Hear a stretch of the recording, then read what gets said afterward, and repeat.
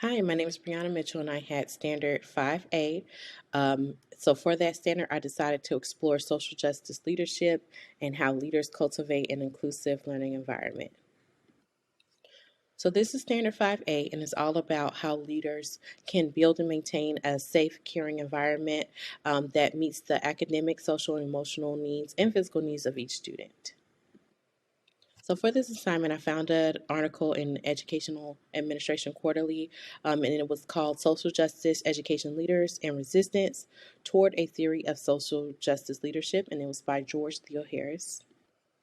So this researcher explored a subgroup of principals, and these principals were already identified as social justice leaders. And what he did was track them as they moved throughout the school year and examine how they transform school culture, curriculum, pedagogical practices, the atmosphere, and school priorities to benefit marginalized students. So the purpose of the article was to develop a theory of social justice in educational leadership. So these were the guiding questions for the research. In what ways are principals enacting social justice in public schools? What resistance do social justice driven principals face in their justice work?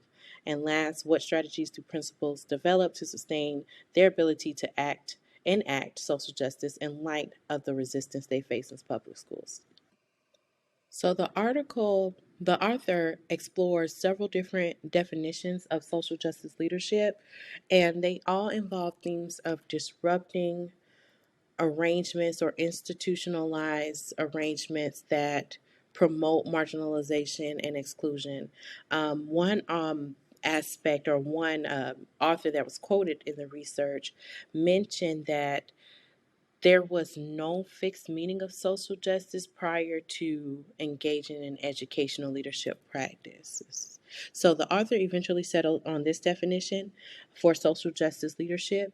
That is, principles make issues of race, class, gender, disability, sexual orientation, and other historically and currently marginalizing conditions in the United States central to their advocacy, leadership practice, and vision. So this was a qualitative research. It was a position subject approach, and it also borrowed themes from autoethnography. The theoretical framework used was the critical theory. So eventually, the author settled on 7 participants to explore. Each of these participants experienced things through growing up, whether it be fleeing a country, a war torn country, or running a community operated grocery store, or just being really interested in history and in activism. Each of these leaders had commonalities that rooted their social justice attributes. The researcher found that these leaders enacted their own form of resistance by raising student achievement, by improving school structures, by recentering and enhancing staff capacity, and lastly, by strengthening the school culture and community. The article talked about the resistance that principals face as they do their social justice work. Some of that resistance can come from the school and the local community. Principals describe feeling resistance from dealing with trying to advocate for social justice as well as dealing with the demands of principalship and the difficulties it is to try to shift the status quo, as well as dealing with privileged parental expectations and obstructive staff attitudes. They also face resistance from the district and beyond, describing the difficulty when navigating bureaucracy as well as navigating federal regulations, and as well as uninspiring administrative preparation programs.